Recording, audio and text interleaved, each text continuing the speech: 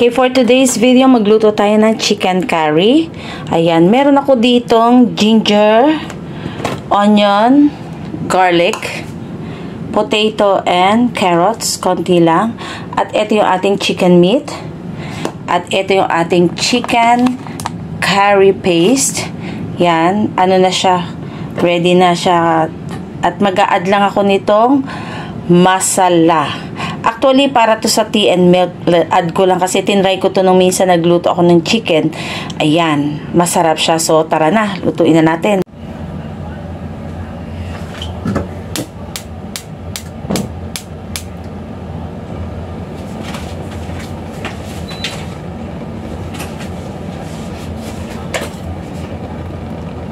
Okay, sa ating wok, painitin natin yung mantika. Lagyan natin ng garlic. Ayan. Damihan natin para mas masarap.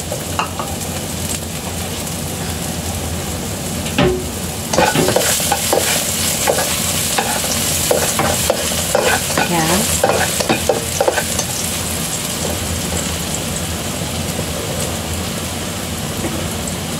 Sunod natin yung ating ginger.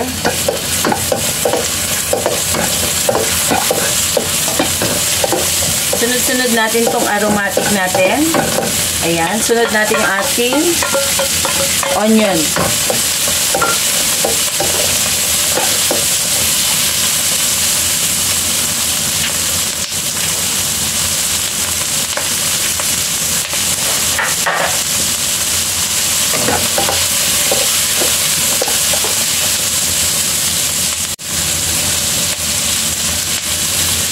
Ayan, pag naamoy na natin yung ating mga aromatic, sunod na natin yung ating meat.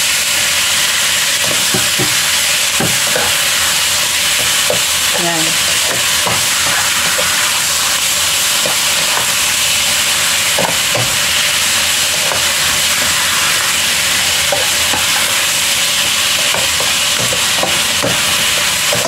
Saute lang natin yung ating meat.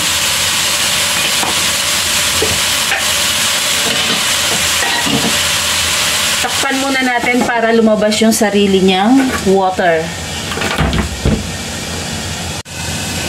Okay, ayan.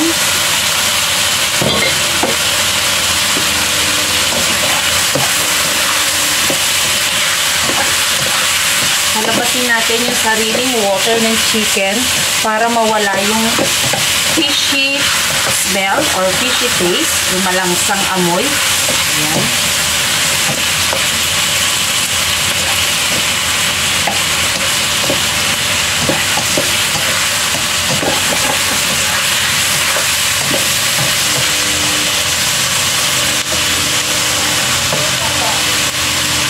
Okay, go. Lagyan na natin ng konting salt.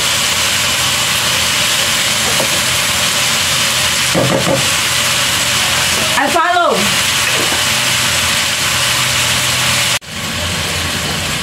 Sumingit yung ating alaga sa ating pagluluto. Ayan.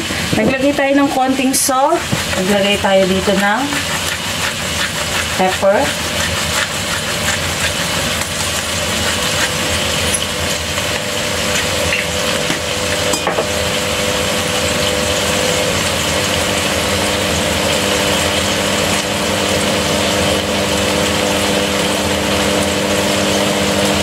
I bought this leaf sa Indian store. Laurel or bay leaf ang binibili ko. Eto meron sila. So, try natin yan.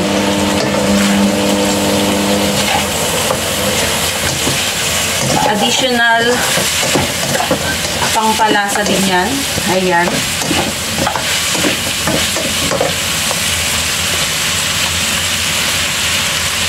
Maglagay lang ako ng konti nitong masala. Ayan.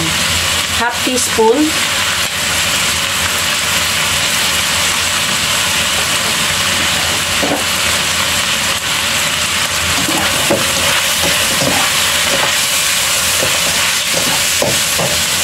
Ayan. Lagay tayo ng konting water.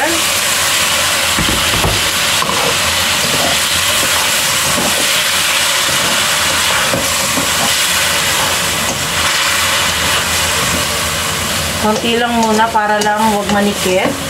And then, konting halo.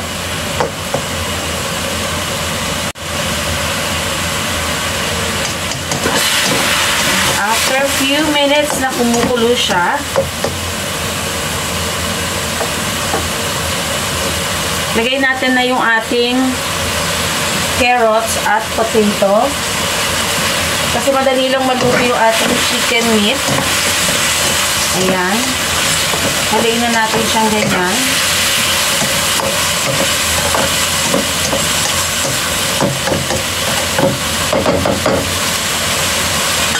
At mag-add na tayo ng water na para magkaroon siya ng sauce.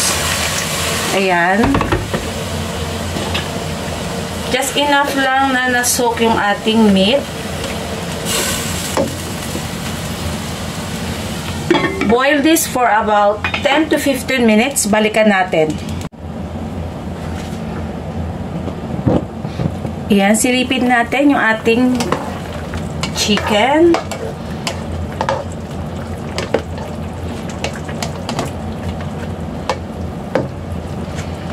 Nako, napakabango mga ka-auntie, mga ka-angkol. Yeah, sobrang bango. Yung masala pa lang ang nilagay natin dyan, wala pa yung curry paste. Mamaya lalong mas mabango siya. Wait natin. Ayan, medyo halfway cook na siya. So, maglagay na tayo ng ating curry paste.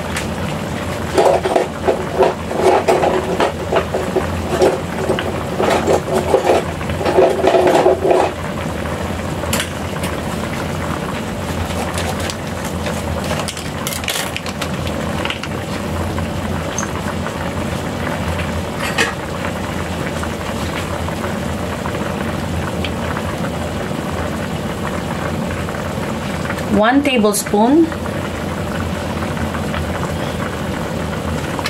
Lagay tayo ng 2 tablespoon muna. First, 2 tablespoon. Baka masyado siyang malasa.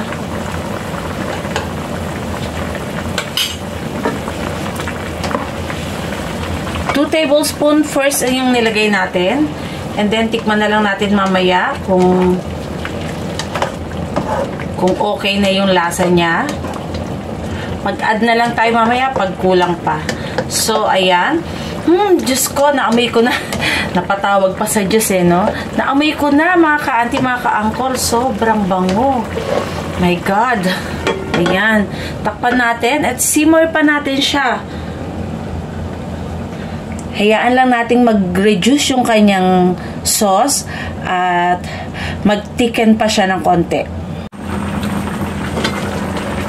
Lagyan natin na ng salt. Yan, lagyan natin ng salt. Ang ating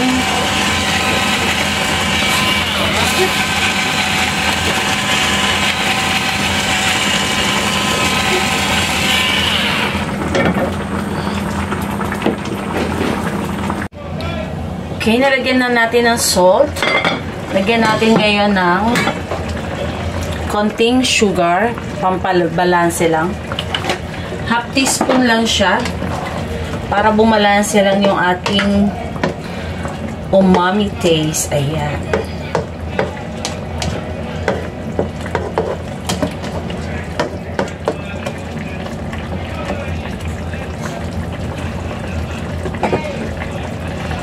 So, ayan. Taste na natin kung enough na yung saltiness niya at yung balance na yung kanyang lasa.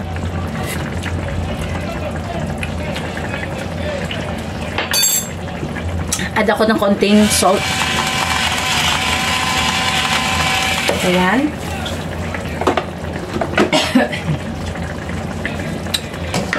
Hindi na ako naglagay ng chili kasi sobrang anghang na nung paste natin kasi ando na lahat talaga yung mga herbs and spices. Nag-addition na lang tayo ng masala at yung mga aromatics natin. Actually, ready na yon. Yung paste lang is okay na. So, may nabibiling mga ganyan sa mga grocery So, check out nyo na lang sa mga grocery malapit sa inyo. At ititikin lang natin ng konti ito. Hindi ko siya masyadong i-reduce yung kanyang liquid dahil mas gusto ng amo ko yung sinasawsaw siya sinasawsawan siya ng parata.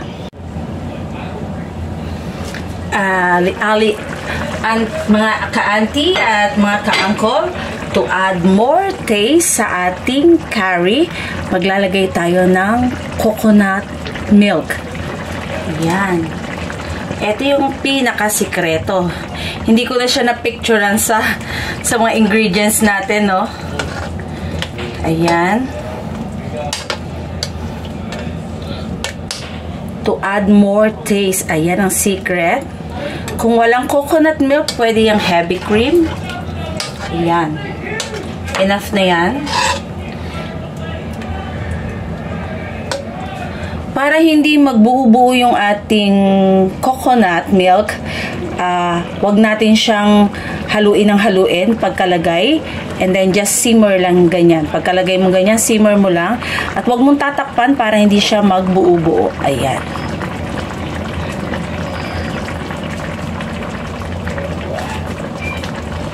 Tikman natin. Muntik ko pa makalimutan actually yung ating coconut milk. Hindi ko siya nailabas sa pantry. Oh my God! Ay, sarap! Yan, simmer lang natin. At ready na ang ating chicken curry. Ayan, ready na.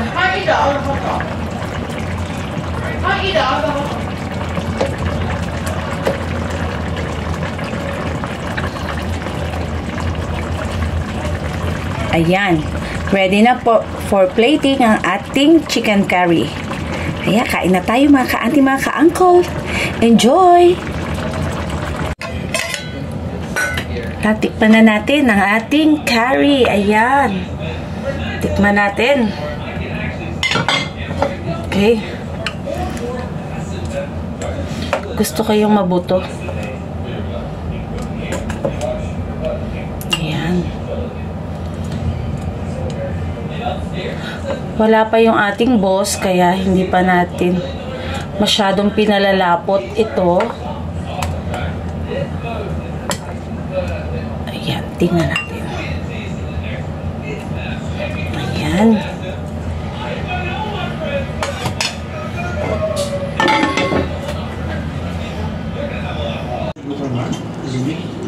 Aufwendig gekleidet, sondern ja, ganz normal. Ayan mga ka-auntie, mga ka-uncle, tikman natin ang ating nilutong chicken curry. Yung soup niya or yung sauce niya, sobrang linamnam. Kahit hindi pa siya sobrang lapot, mamaya ko pa kasi siya palalaputin ng husto pag malapit ng kumain si bossing. So, meron tayong nandito na pritong parata. Ayan, meron na tayong na pritong parata or thin bread ng Indian. Ayan, Indian bread.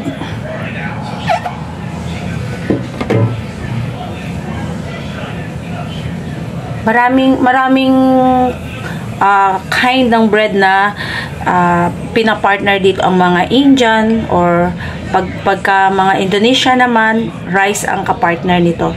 So, eto, try na natin.